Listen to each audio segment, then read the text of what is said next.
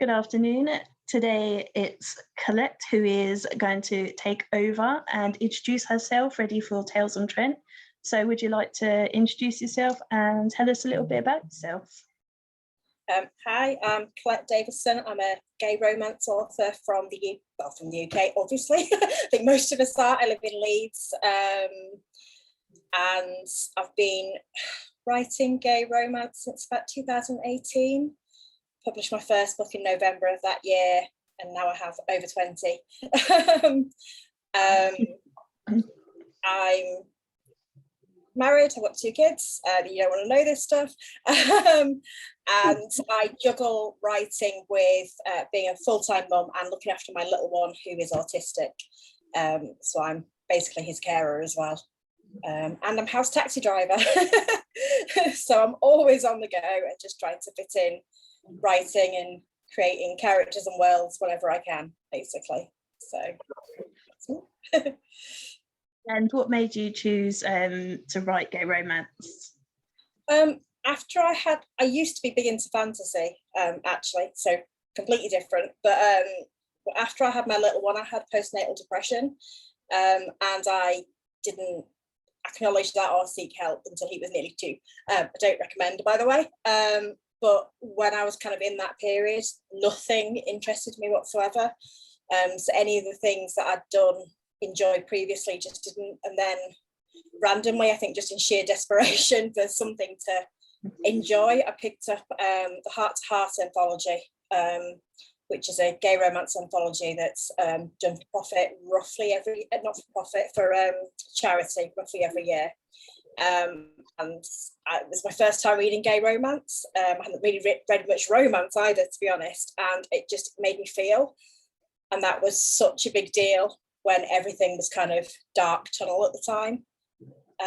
So when I kind of got help and started getting better and started writing again, it just kind of seemed like the thing that had helped get me through that depression seemed like the right thing to write. It's what I had inspiration for, and I've just kind of never stopped, never looked back, never stopped reading it, never stopped writing it. So yeah. And will Tales on Trent be your first signing event? No, I've done 2 shimmers. They're gay romance specific ones. But this will be my first kind of more wide one that's for other genres as well. So it'll be my first huge event.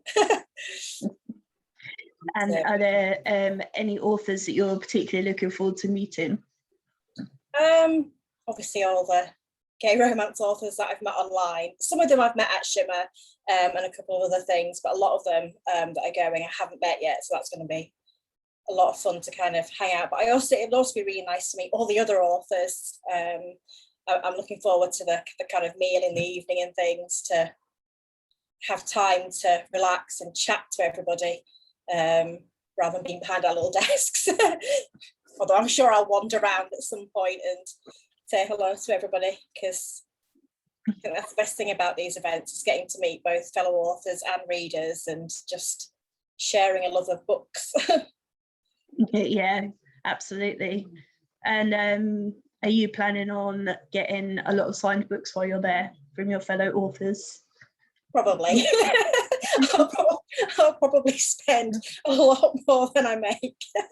But you know, that's again the beauty. I love signed books. I love paperbacks. So that's why I always do paperbacks of my own, because I just love having them.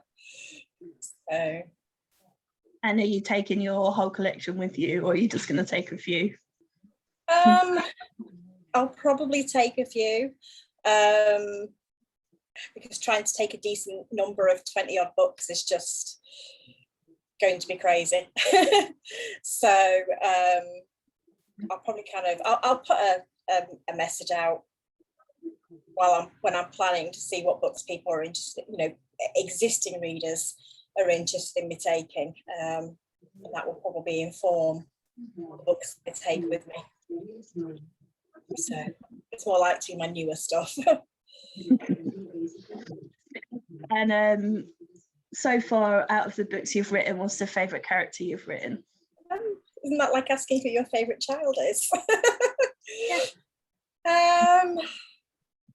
That's really hard. Probably, and this is one of my first characters, Mason from A Dance for You, because he's just adorable. He's a ballet dancer, you probably guessed from the title, and he's just super sweet. He's one of my sweet boys.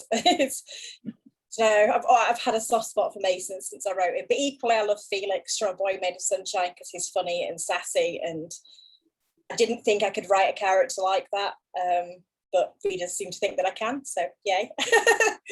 so he's hilarious. And then for my more broken boys, Jared from Forgotten, just because he needs a big hug, a huge hug. So there you go. I couldn't pick one. I'm so sorry. No, that's fine. And out of all the books you've written so far, what's been the most fun scene to write and what's been the hardest? The most fun scenes are probably some of the scenes from A Boy Made of Sunshine where Felix is giving Liam absolute sass and then getting spanked for his troubles. Not that he minded, obviously. Felix was just such a blast to write because, like I said, he was sassy and funny and unpredictable. So the scenes were just kind of laugh out loud funny to write sometimes. As to the most difficult, probably some of the scenes from Broken. It's about someone who's gone through conversion therapy in the past. And there's scenes where he basically kind of offloads onto his partner about what happens. And I was literally crying at the keyboard writing those, and crying a lot when I was doing research for them as well. So they were pretty. Yeah, I've heard about that. Yeah, I've heard about that conversion therapy, and yeah, I had no idea it existed. So yeah, I can imagine. Hopefully it's going to get banned soon here in the UK, but it hasn't happened yet, which is just dreadful, basically. So yeah, there's an author called William Hussey, and he's a gay author, and he's posted about it, otherwise I never would have even known. So I've been following his sort of updates to see what's happening, but yeah, still not been banned, which is shocking. I think it's all gone quiet again now. It gets mentioned every so often and then just goes quiet again. So I'm not holding my breath, to be honest, but I hope it does get banned very, very soon. I think they're doing a consultation at the moment. So I'm not. Yeah. Well, fingers crossed. And what so far has been your favourite or standout moment since you became an author?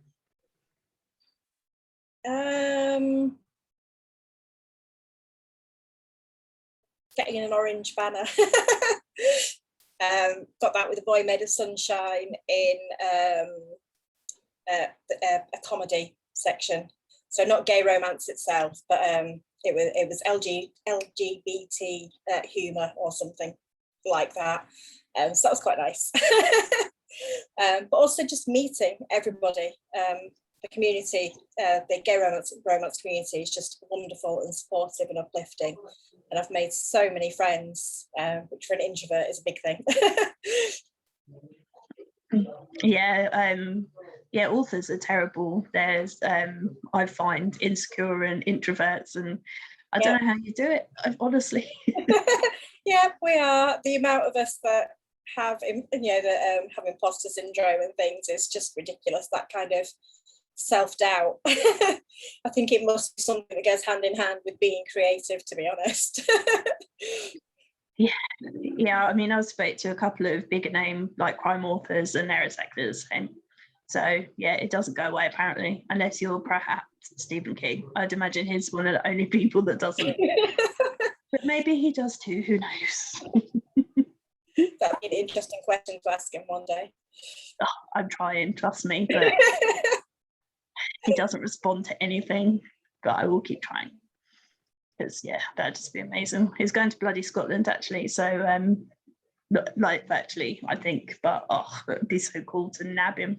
Can I just have 5 minutes of your time? Honestly, that's all it would take. And then an hour later, oh, sorry, whoops. Were you always a big reader as a child? Yes, always. My parents were big readers, so I just kind of naturally became a big reader too.